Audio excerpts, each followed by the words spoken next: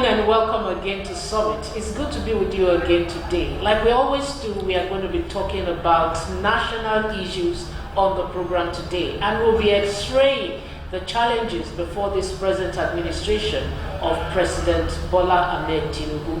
You are welcome. I am Jumoke Michaels. Banji, good to be here again. Yes, my name is Banji Busari. Of course, you know that there's so much expectation. Expectations are very high about good governance from this administration. Of course, coming from 8 years of Buhari's administration to another APC administration, Nigerians believe that something must change to give them better and quality life. Governance is the key thing now after the Supreme Court has actually ruled that the current administration was validly elected. So Nigerians are asking, what's the focus, what's the direction of this administration, such that it will actually ameliorate some of the sufferings and then ease the problems that Nigerians are going through. That's our focus on today's edition of program, is achieving good governance challenges before the current administration. Of course, we know there's a huge challenge, but we believe that the administration must be up to it. Of course, they are talking about renewed hope. How much is the renewed hope actually going to bring support to Nigerians? You are welcome.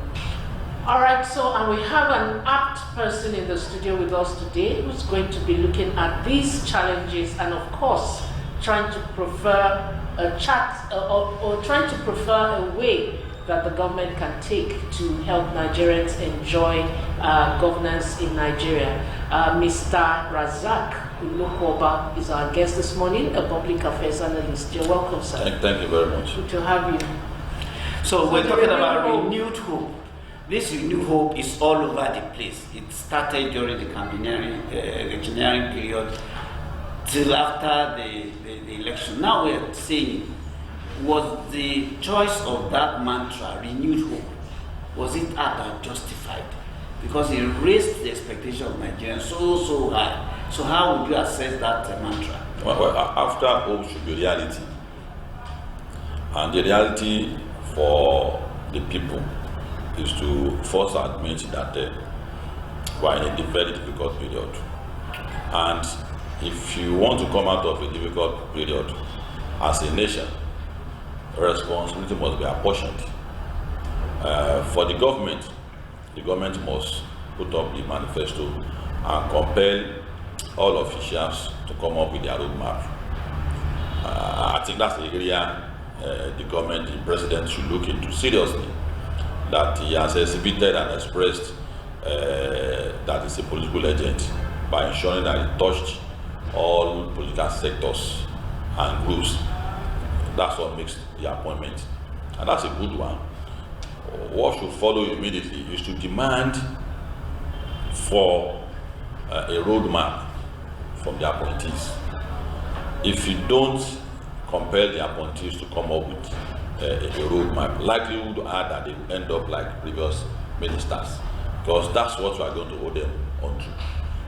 Now, as the president, we will say that for him to say that he doesn't want to take a bullet for any minister again, we also commend him for that. He said clearly that if you don't perform, you are going to be removed. And you are going to shape up or shape out. Yes, you are going to be removed and you are going to be replaced. That's a good one. So, for Nigerians too, we must learn how to supervise our government. One of the key responsibilities of the people is to also follow keenly the roadmap set by various officials. We must make sure that those roadmaps are followed to the letter. We must not be under the assumption that 2 + 2 must be equal to 4. We must assist and think out with the mathematical memory of political class that cannot be 5, it should always be 4. So having said that, for all these things to come to fruition, I have always been advocating for a gestation period of 2 years. That there is no magic to it. For us to come out of where we find ourselves today, It's not a magic. If you do the right thing, it's likely to take us 2 years before we begin to see the light at the end of the tunnel. In fact, many of my colleagues in the sector, in the economic sector, political scientists like me, said that to say 2 years as a gestation period is a very generous aspiration. That it's going to take the life of this administration before we are going to get out of what we find ourselves. I know very well that the Nigerians are a complex people to govern. When you demand the sacrifice from all of us, when it comes to the people, it's always very difficult for us to play our role. What do I mean by that? I can give an example.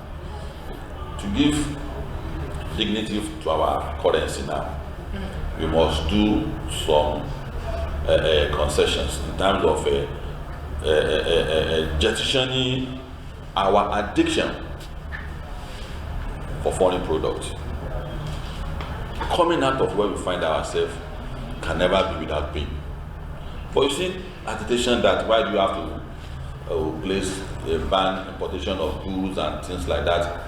And I begin to wonder that have we forgotten that one of the major reasons why our naira is getting reduced in value day in and day out is because our pursuit for dollar. Pursuit for dollar because we need that dollar to purchase foreign goods. So anytime a policy comes out, the aspect that we are supposed to play our role, we close our eyes to it. And those are part of the challenges. Yes, I wanted to say. You have mentioned two major challenges now in quick succession. You have talked about the ministers having a roadmap is a challenge on its own. Then you have also talked about our penchants for foreign goods. You remember that during the Buhari administration, he actually tried to stop us from eating foreign rice, and importing all those things. But we are back to it, or we never left it anyway. So, so those are challenges on their own. But I would like to take you back to the role of the ministers. Is a challenge. Now the new president has warned that if you don't perform, you will be shown the way out. Shown the way out. Is that enough to curtail the excesses or the non-performance of these ministers? Shouldn't there be more, maybe timelines for performance? Timelines, that's a roadmap. Help them. That's a roadmap. And if there's no content for engagement, they will be under the assumption that they can put up their own initiative. There's no initiative here. There's a manifesto already. Okay. So it's for you as a minister for mining to expunge the aspect that has to do with mining. From the manifesto. Yeah. We have had issues and challenges with our resources. The way it escaped and found its way to Dubai gold markets. Another various parts of the world. And you look at states in Nigeria that in tabulation, the top list of poorest states. But in terms of natural resources, they are one of the richest states. For instance, Kogi, that's another one. All those states top in list. Yes. So what is the minister doing to curtail all these things? Is it that the federal government do not have the capacity to secure those resources? Just like the case in the red you hear of all sheikhs, all belongs to the families, it belongs to states, it belongs to the people. Unlike the case in Nigeria where federal government preside over all the natural resources. Is that what the minister wants us to reverse? Is that the direction we must begin to look at? Because if you look at what is the content of the roles of a federal government in Nigeria, it's so enormous. Is that a challenge? So if you don't cut up a roadmap, those challenges will not come out. And after 6 months, all the members of the civil society have come up and we have agreed that we are going to be carrying out a quarterly assessment conduct an integrity test, to submit to the president every 3 months. And we are going to compel the president to act on it. That free salary for 4 years, the era should be over. And Nigeria should not assume that what we are doing as activists, a career is not a career. All of us should be activists in this matter. Nigeria must take part of it, and that's why I'm saying that anybody that is under the impression that I will see that somebody will continue to agitate for me, we don't realize the price all of us have to pay. Form yourself into cluster groups across the country and begin to make demand for public office holders. It is said it is federal character. What's your minister bringing home for you? Head of agency, what's he bringing home for you? But if you assume that it is the minister that should, that's why you see all these appointments they get sold off to people who are not from their region. So it's an unfair arrangement. So if the people don't do anything about it, we keep having the same result. It's because people's participation is lacking. And that's why you see anywhere in the world, people understand the role they are supposed to play. We should not be held responsible for the economic crisis in this country. The people should not be held responsible. But for us to assume that the government should always know what they are doing, it's wrong. It's a wrong notion. Government should be supervised by the people. The direction must be given to the government. We want ABC, and we must follow it up. So on this note, the president, we should not wait for president to realize that a minister is not working before we tell him. All right. On power sector, in collaboration with all the agencies that must disseminate information to the people, they have to start explaining to Nigerians that the question of power has been devolved to state. Nobody is saying anything. So the people of this country should begin to hold the Minister for Information responsible for certain policy that cannot already explain to Nigerians. Should hold the Minister for Power Sector responsible for his refusal to break down what is the content of the concession to state. What's the federal government holding on to himself? We should begin to hold them responsible. Hold them responsible. Yes, well said, well said. But let me say that a lot of people believe that Nigerians are so much impoverished that they lack the courage to actually take government, hold government accountable for its misdeeds or bad performance and all of that. Now, recently you are aware that government has been preaching, and you have said it, that we need to bear the pain for a gestation period of 2 years. You are even saying that that's even generous, that the whole life of this administration may not even be enough to put the economy in good shape. How much more sacrifice do you think Nigerians can make, knowing fully well that the leaders are not making commensurate sacrifice? They are buying SUVs, they are buying all of that. They are saying Nigerians continue to bear the pain. For how long? For how much? Don't close eyes. I don't think it's a loaded question. I want you to look at it. Yes. I don't close eyes to what I kept saying, that don't be under the assumption that the people in government don't understand your mood. They understand your pattern. They know that 2-3 weeks of persistent complaint about a certain issue, you keep quiet again. Nobody's saying that about the SUV again. That's not how you make your public officials work. That's number one. Number two is that you say people are hungry. Needless hunger leads to anger. Anger is the ingredient of revolution. It's only in Nigeria that the reverse is the case. It's only in Nigeria when you are needless, when you are not supposed to be hungry, and you are hungry.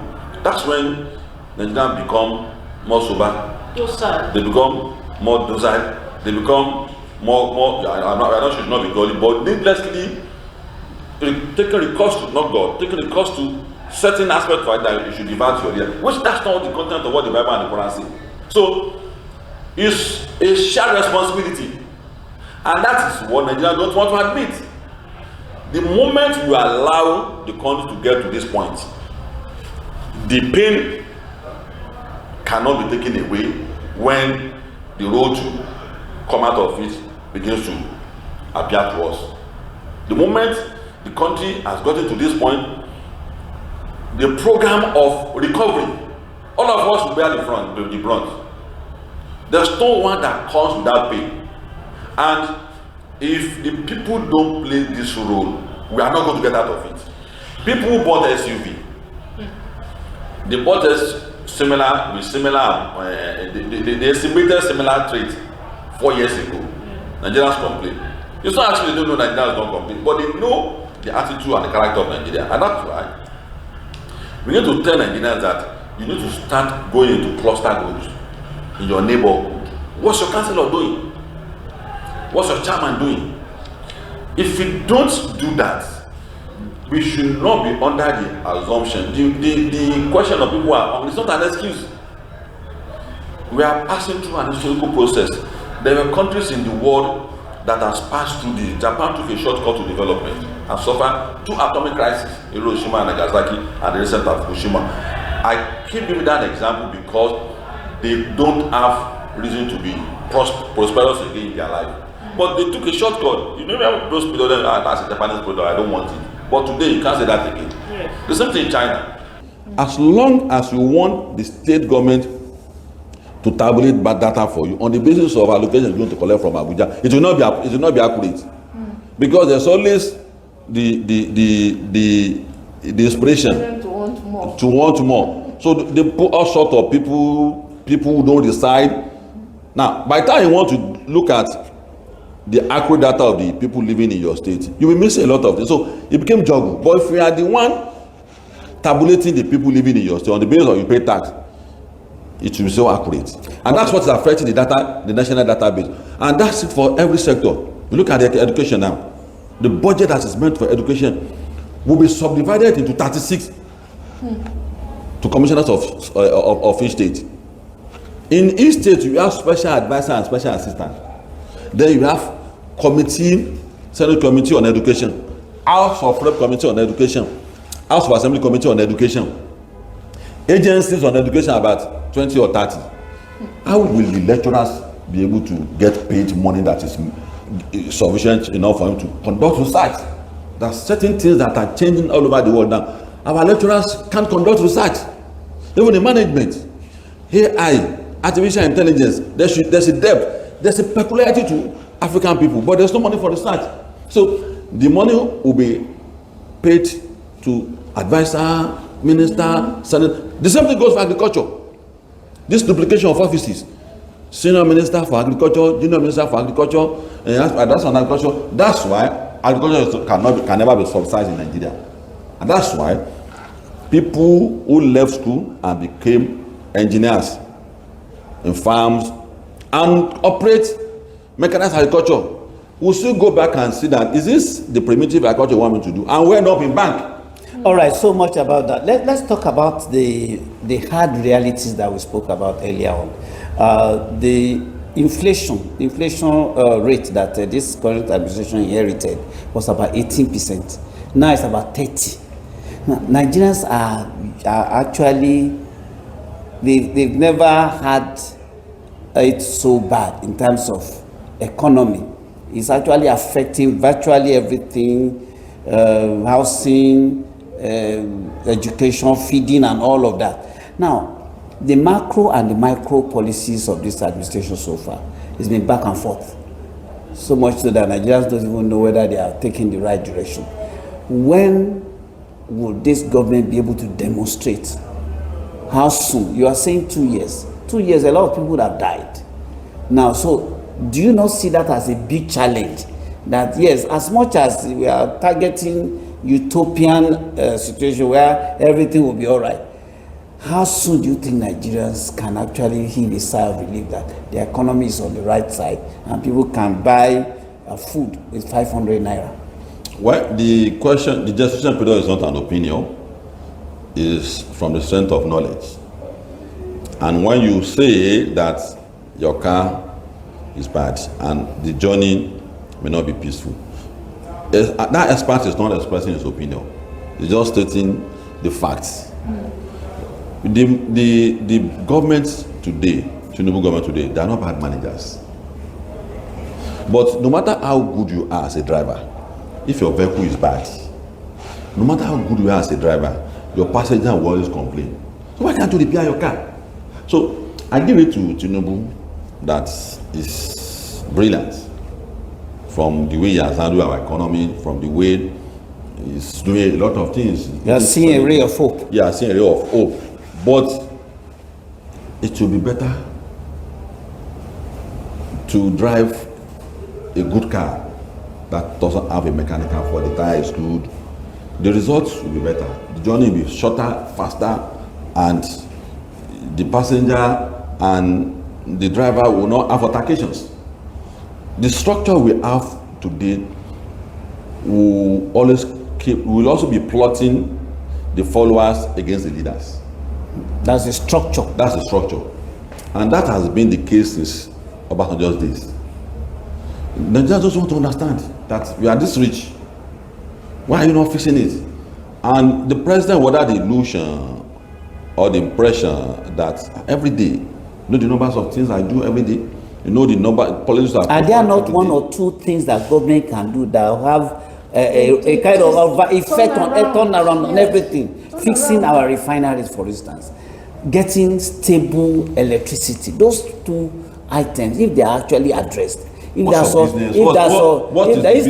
all this ability is able to achieve, would that not affect the small scale and the medium scale? That's why the media always want an immediate, also tell Nigeria the immediate solution. You cannot preside over the resources that is meant for a particular region and think you are going to manage it well. Nigeria government is a bad manager for oil and gas. The oil and gas of this country belongs to a particular state, and the state should manage their resources. When state manage their resources, it will not be difficult for government to establish conditions for us to have refineries. But because the federal government is the one in charge of oil, they are under that you can't give you refinery, create a bogus. Go and look at all the countries that have oil. Coming up with refineries, it's not, the condition is not as difficult as this. But that is when